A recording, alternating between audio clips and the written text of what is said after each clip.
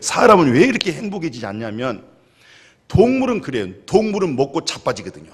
짐승은 그렇게 해요. 근데 사람은 그렇게 안 되어지는 거예요. 왜?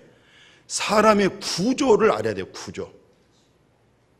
어떻게 구조가 됐냐면, 이 말씀은 늘 듣고 또 들어야 돼요. 왜? 흙에다가 생기 불어넣어서 생명이 되었다. 그래서 사람의 구조는 육신이 있고 혼의 이성을, 정신을 가지고 있고, 그리고 조물주 하나님, 그 하나님과 교제하고 그 하나님의 마음, 속성, 성품을 알아 뽑아낼 수 있는 영의 존재를 가지고 있어요. 그래서 사람은 영, 혼, 그리고 육, 이렇게 돼 있습니다. 그래서 우리 믿음 생활이 육신을 위해서 예배를 드리지 않고 우리 육신 속에 숨어있는 영적 생명의 이끌림을 통해서 우리 몸뚱아리가 차를 몰고 멀리서 오셨고 걸어서 오셨고 우리 속의 주인, 우리 속의 주인의 이끌림 받아서 우리 몸뚱아리가 여기 와 있는 거예요. 그러니까 내 속에 누가 주인이냐에 따라서 몸뚱아리는 그냥 따라다니는 거예요. 세상을 좋아한 사람은 이 몸뚱아리를 어디로 끌고 가느냐? 저 설악산을 끌고 가서 고달퍼 죽어요. 또 우리 속에 낚시 좋아하는 사람들은 또 낚시 가지고 하루 종일 그것만 쳐다보고 있어. 그래서 또 거기서 늙어져. 이 속에 무엇이 있느냐에 따라서 몸을 끌고 다닌단 말이죠.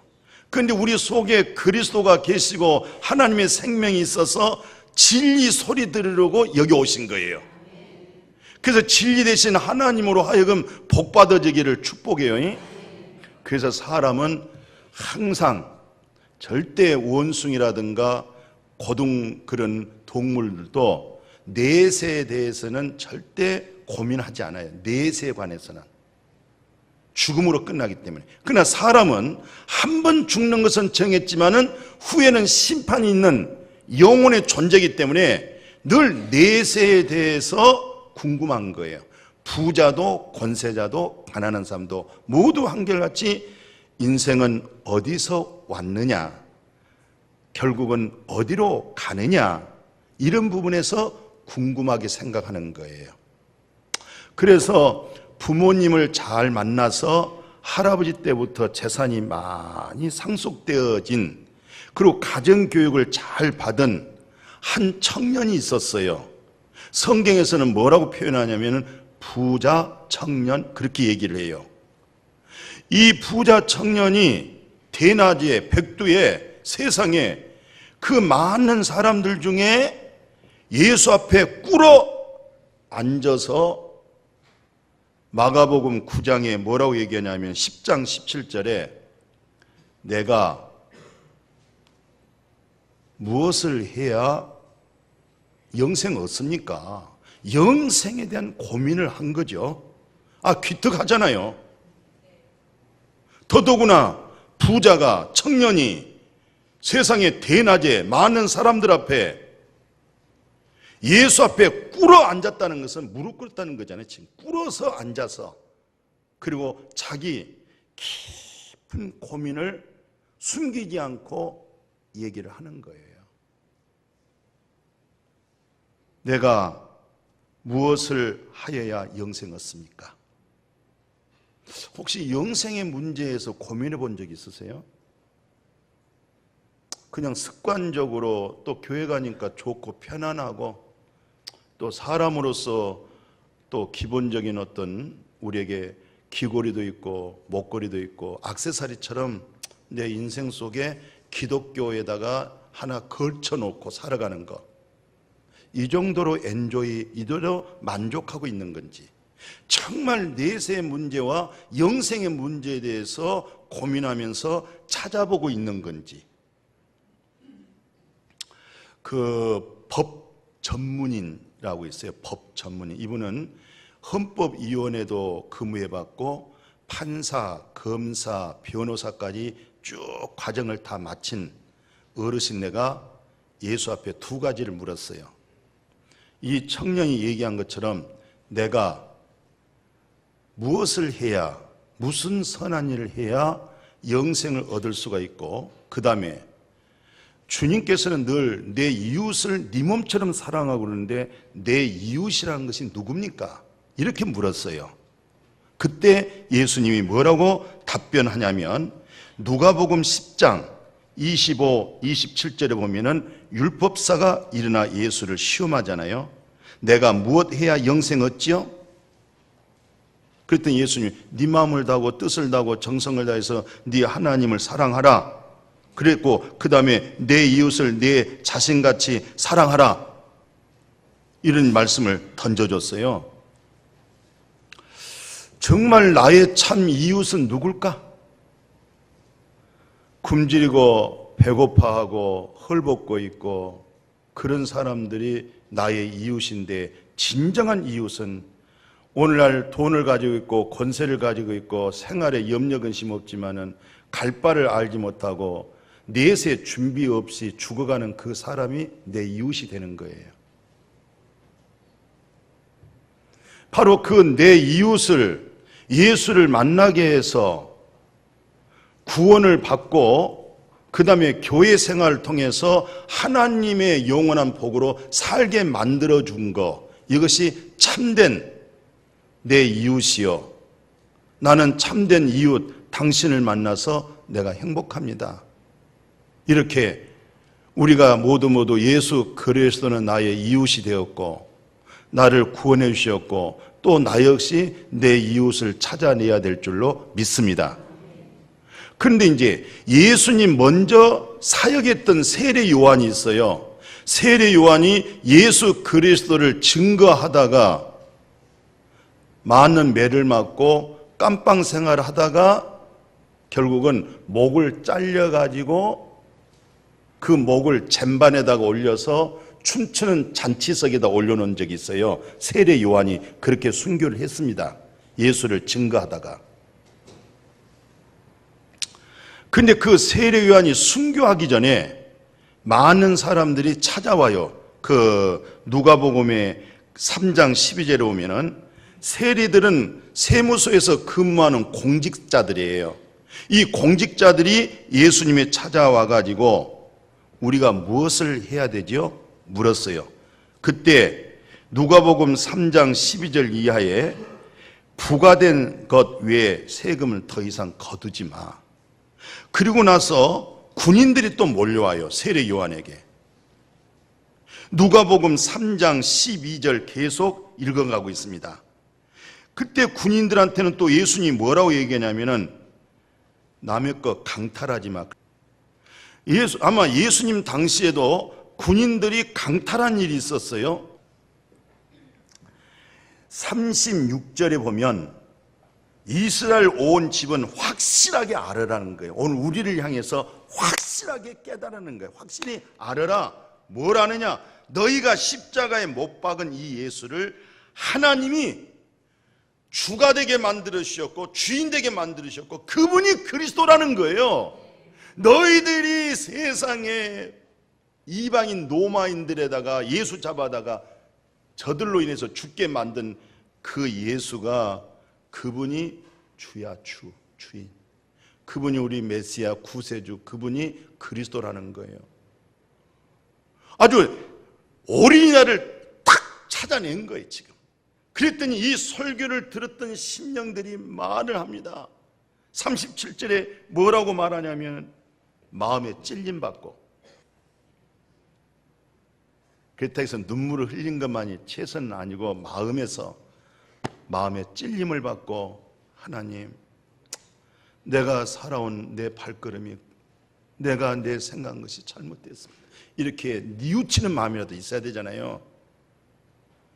근데 전혀 그런 마음 없이 그냥 뻔뻔하게 이렇게 하다가 그냥 가신 분들이 있어요. 정말 마음을 손으로 치는 사람이 있거든요. 오늘 우리가 어찌할꼬? 지금 먹을 거 입을 것이 문제가 아니라 내 양심에서 종교적으로 볼 때에 내가 어떻게 하면 살 수가 있겠느냐, 이런 예침이잖아요 지금. 그때 답을 딱 줘요. 베드로가 뭐라고 답을 주냐면 38절에 그러잖아요. 당신네들이 어찌 알고 그렇게 뉘우치는 마음, 애통하는 마음, 그렇게 간절한 마음이 있는 그 마음 자체를 입으로 이제 조목조목 그것을 토설해라, 회개해라. 나는 이런 사람이었습니다. 나는 이렇게 무지한 사람이었습니다. 나는 이런 완전히 육신에 속한 사람, 하나님도 알지 못하고 먹을 거 입을 거 마실 것으로만 세상 것만 내가 급급하게 살아온 내 인생이었습니다. 어찌하면 좋겠습니까? 그래, 그거 회개하고 네 마음속에 이제 정말 그 문제를 해결할 수 있는 분은 오직 예수 그리스도 뿐이야. 예수 그리스도 이름으로 세례받아라. 세례받으면요, 세례라는 것은 씻는 것이고 죽는 거야. 예수가 너의 죄로 죽어서 네 죄값이 끝나고 그것이 너의 죄가 씻어지고 사해지면서 너는 하나님께로부터 죄가 없다, 죄 정할 수가 없도록. 왜? 예수 그리스도에게 너의 죄를 정했기 때문에. 어떤 분이 그럽디다. 파출소도 가보지도 않고 경찰서도 한 번도 안 가보고 딱지도 안 띄워보고 그래가지고 갑자기 무슨 일로 인해가지고 법원에 가서 판사 앞에 딱 서가지고 재판을 받는데 무슨 말을 자꾸 증언을 해야 되는데 입술이 딱 말라가지고 여기가 벌렁벌렁해가지고 판사 앞에서 뭐 말을 못하겠더래요. 얼어붙어가지고. 너 참 큰 경험했구나. 너는 옳은 것을 대변하는 데 있어서도 네가 그렇게 사람 앞에 네가 두렵고 떨렸는데 살아계신 하나님, 모든 만물이 다 벌거벗듯이 드러나듯이 내 인생의 모든 출처가 거룩하신 하나님 앞에 드러낸다고 할 때 네가 하나님의 재판 앞에 어떻게 서겠느냐? 너는 쓰지도 못하고 일어서 너는 절도하고 죽어. 복음이란 것은 예수님의 공로 때문에 네가 쓰는 거야. 그게 기독교야. 그게 복음이야. 살아계신 하나님 앞에, 법정 앞에 나는 쓸 수가 없어. 내 인생길 되돌아볼 때 옳다고 바르게 산 것이 없어. 네가 그래도 당당하게 하나님의 대법원 재판장 앞에 설 수 있었다고 하는 것은 예수 그리스도의 공로야. 그 예수를 네가 믿어야 돼. 정말 주인으로 믿어야 돼.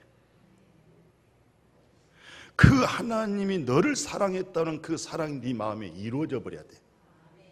여기에. 간단하고 단순한 거예요, 기독교는. 그래서 행위로 노력을 구원을 못 받아요. 그런데 종교인들은 홍익교육을 받은 우리들에게는 무슨 선한 일을 해야 영생 얻을 수 있습니까? 내가 무엇을 해야 영생 얻을 수 있어요? 자꾸 무엇을 그러는 거예요. 오늘 우리가 무엇을 해서 영생 얻는 거 아니에요. 영생 얻은 자들이, 의인들이 이렇게 모여서 예배를 드리는 거예요. 죄인이 의인이 되었기 때문에 믿음으로 우리가 사는 거예요. 의인은 믿음으로 살리라. 영생일, 여기서 생명, 아들 안에 있는 생명이 있기 때문에 그 예수 그리스도 믿는 그분이 정확하게 믿을 만한 사람이냐, 내가 속지 않느냐, 참되냐, 옳은 것이냐. 그래서 하나님은 영이니까 진리 가지고 예배를 드리라고 그래요. 영과 진리로, 신령과 진정으로 예배드리란 말은 무슨 말이냐면, 하나님은 영이니까 사람에서 나온 것으로 드리지 말고 진리 대신, 내가 길이야 진리야 생명 대신 그리스도의 말씀을 들으라는 거예요. 그때 네 마음에서 성령의 평화가 오고 기쁨이 오고 감사가 될 때 네 몸이 하나님께 제물로 드려진다는 거예요. 아멘. 그럼 왜 헌금하죠? 누가 헌금해서 구원받는다고 그랬어? 의인이 믿음으로 살면서 교회를 관리하고 선교사들에게 복음 전하게 하고 임주식 목사도 먹고 살아야 돼. 전도사들도 다 그렇게 저렇게 구제하면서 이렇게 살아가는 거야. 서로 나눠 먹고. 그렇게 아름답게 하나님의 나라를 증가하는데 사용되어지게 드리는 거지. 내가 드려가지고 이렇게 천국 간다고 하면은 그만큼 드려가지고 천국 가겠어요? 그 좁쌀만큼 드려가지고 그 하나님의 사랑에 감사하고 기뻐서 드리는 거예요. 예수가 나의 은혜로 구원이 되고 공로에 힘입어서 너무 고맙잖아요. 너무 감사하잖아요. 그래서 헌신하고 봉사하는 것이지, 내가 했기 때문에 구원받았다, 이거 해서 내가 이제 천국 가겠다, 그러면은 이거 기독교 진리가 아닙니다. 그럼 율법적이고 행위 종교가 돼버려요. 그러면은 이방 종교, 불교가 돼버리는 거예요. 내가 빌고 또 엎드리고 절하고 또 빌고 엎드리고 또 절하고, 이왕 엎드리고 빌 바에는 더 높은 설악산의 천봉산까지 올라가야 돼요. 정성 없어. 우리는 털에야 먼지밖에 안 나. 예수님의 공로 때문에 하나님의 내 아버지요, 죄의 사함도 받은 거예요. 그래서 내가 손을 딱 잡고, 네가 사람 앞에, 판사 앞에 네가 부들부들 떨었다고 하니 입이 말라가지고 할 말도 못했대. 파출소도 한 번도 안 끌려가 봤으니 갑자기 거기 있으니 얼마나 두렵고 떨리겠어요. 살아계신 하나님 앞에 네가 쓴다고 생각해봐라. 네 몸에 있는 물기는 쫙 말라버려. 부들부들 떨려서 아무것도 못해. 근데 예수님의 공로, 그분 한 분 때문에 네 죄값으로 죄 없는 아들 예수가 죽은 거야. 너를 하나님 앞에 쓸 수 있도록 예수의 공로로 인해서 말씀을 100% 다 준행한 그 의로움으로 네가 쓰는 거야. 그래서 그리스도의 백보자 심판 앞에서 잘했다, 네가 정말 잘했다, 그 복을, 그 음성, 그 재판을 받게 될 줄로 믿습니다. 그런데 이제 왜 이렇게 교회를 다니면서도 유익 안 되죠? 그래서 그 히브리 저자가 정말 가슴을 조면서 히브리서 4장 1, 2절에 뭐라고 말씀하냐면은, 우리에게는 안식과 하나님 나라가 있어도 우리가 복음을 전하지만은 너에게 왜 이렇게 유익이 안 되냐? 왜 유익이 안 된 까닭은 다른 것이 아니고 믿음으로 마음에다가 결부를 안 시키는 거예요. 이 진리의 말씀을 마음에 딱 받아지면은, 우리가 모두 두렵고 떠는 것은 마음에서 떨어진 것이고, 모든 죄악의 출산이 어디서 시작하냐면 마음에서 이루어지는 거거든요. 근데 그 마음에서 하나님의 나라로, 그 마음에서 하나님의 의로움으로, 마음에서 하나님이 주신 그 평강으로 안식이 되지 못한 까닭은, 오늘 이와 같은 진리의 말씀을 네 마음에다가 결부를 안 시켜, 적용을 안 시키는 거예요.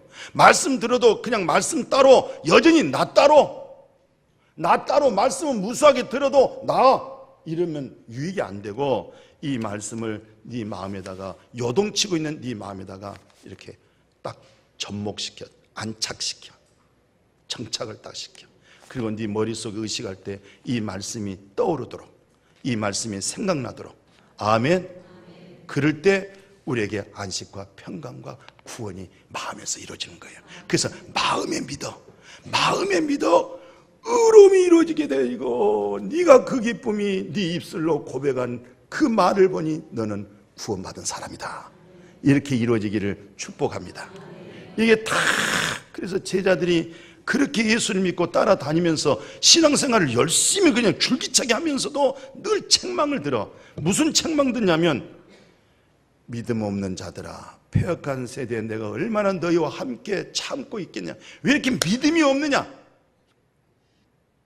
바로 너희들이 하나님의 자녀가 되어버리고 죄 없이 함을 받아버리고 생명된 성령을 받아버리는 거, 이거 다 믿음으로 받는 거예요.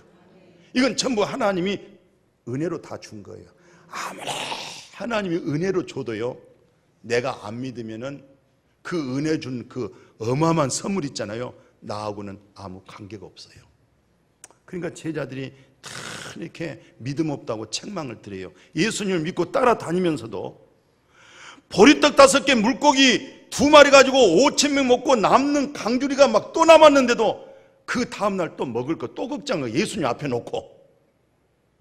예수님이 자기 앞에 있겠건만은 그 보리떡 5개 물고기 2마리로 축사기도 해가지고 5,000명이 먹고도 남은 기적이 일어났잖아요. 근데 그 다음날에 먹을 것 때문에 또 걱정하고 있는 거예요. 왜 그렇게 먹을 거 입을 거 마실 거 그렇게 걱정하냐. 너희들은 제발 주님의 나라 의로움을 구해라. 그리하면 이 모든 것을 너에게 더해 주리라. 예수 그리스도의 공로라는 힘이 오늘 이 베드로의 설교가 이 핵심이었습니다.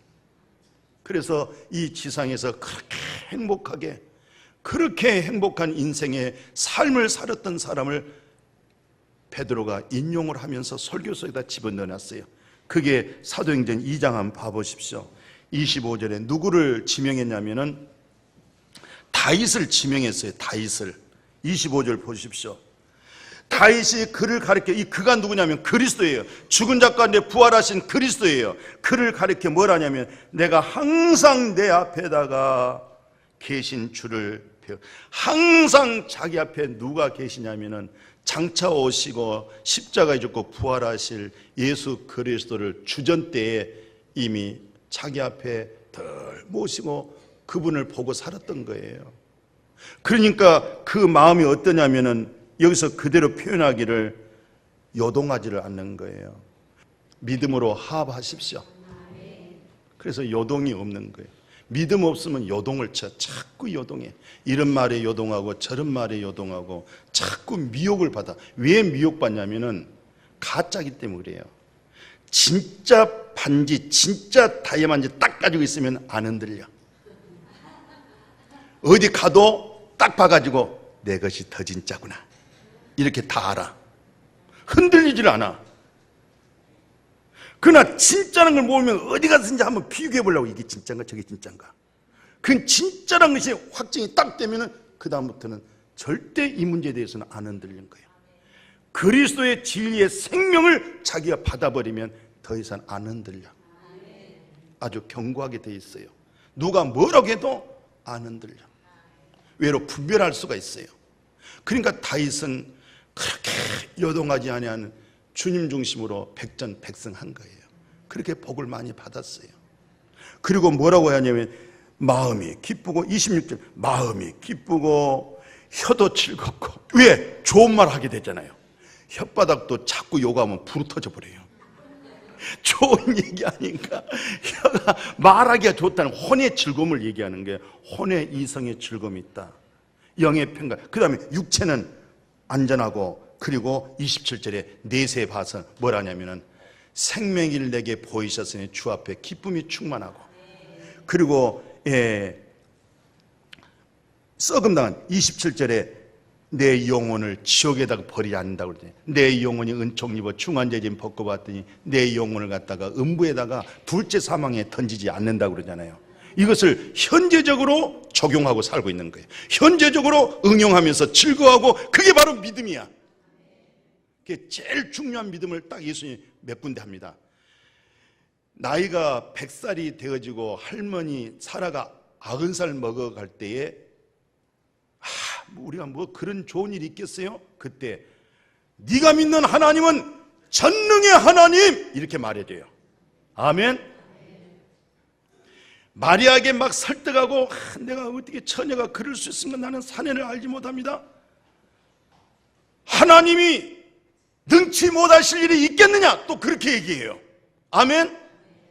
또 자녀가 귀신 들려가지고 마귀 사탄에 사로잡히니까 물만 보면 물속으로 들어가 버리고 불 보면 막 불 속에 뛰어들어가고 부모 마음이 얼마나 애타겠어요.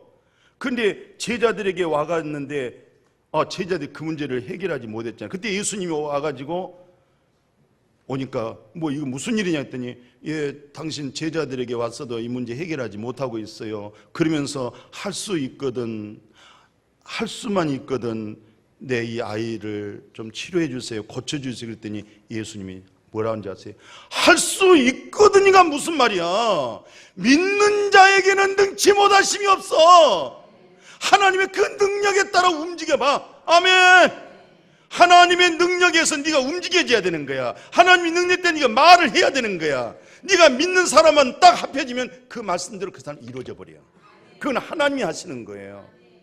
그래서 지난주에 나을 때부터 안진병이 나을 때부터 하반신에 일어서지를 못한단 말이에요. 나이가 10살 먹고 20살 먹어도 못 일어난단 말이죠 지금. 그런데 베드로가 은혜 받고 나서 딱 깨달아진 것이 뭡니까?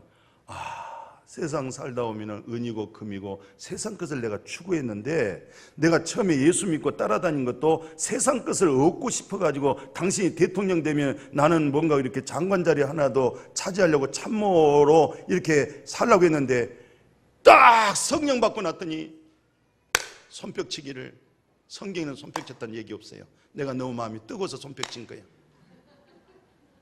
안진뱅이한테 지금 네가 나를 쳐다보고 있고 네가 나한테 무엇을 얻으려고 하고 있는데, 네 목적은 나한테 오늘 한 끼 먹을 수 있는 돈을 지금 나한테 구걸하고 있어. 그런데 이제는 내가 네가 바라보는, 네가 목적하는 내게는 금도 은도 돈이 없어. 그런데 이제 내가 성령 받고 금과 은과 이 세상 명예 권세와 바꿀 수 없는, 나를 사망에서 영원한 생명으로 이 땅에서 하나님 나라로 옮겨 놓으신 그리스도 예수 이름으로 너 일어나. 벌떡 일어나잖아요. 그 순간에 일어나는 거예요. 근데 그 안진뱅이가 아이고 선생님 나는 한 번도 잃어본 적도 없는데요, 이렇게 의식해버리면 못 일어나는 거예요. 이게 기적이 안 일어나는 거예요. 자기 의식을 뺐어요. 지금 이 안진뱅이는 난 지금 안진뱅인데요, 난 못 일어나는데요, 이 생각했으면 그 말씀이 부딪히질 않습니다. 그 역사가 안 일어납니다. 그런데 자기 순간을 놔버렸어요. 그리고 그대로 예수 그리스도의 이름 자체에서 그냥 일어나 버리는 거예요. 그대로 소생한 거예요. 살다 보면 실족하고 낙심되어지고 시험 들 수 있어요. 그러나 나의 진짜 믿음은 그런 사람들의 말에 또 사람들의 사랑에 급급한 믿음이 아니고, 부활하신 황금 포화 영원하고 영원하신 예수 그리스도로 되어진 믿음이 있는 사람들은 다시 그리스도로 일어나세요. 어떻게 내 마음에 다 모든 사람이 내 마음에 맞도록 사랑을 주겠어요? 어떻게 내 마음에 맞도록 말을 다 나한테 이루어 줄 수가 있겠어요? 거기에 너무 급급하지 마시고 그리스도 예수로 일어나시고 걸어다니시고 사시고 그 이름을 힘입고 삽시다. 오늘 베드로는 그 설교를 했어요. 그래서 다른 이로서는 구원을 얻을 수가 없다고 4장 12절에 그러잖아요. 다른 이로서는 구원을 받을 수가 없다. 천하 인간에게 구원 줄 수 있는 이름을 준 적이 없다는 거예요. 4장 12절에 그러잖아요. 그래서 예수님이 내가 길이야 진리야 생명이야, 나로 말미암지 않고는 아버지께 갈 수가 없다. 아멘. 그런 믿음으로 간직하고 또 한 해를 또 한 주일을 행복하게 살아가기를 축복합니다. 걸어가신 아버지,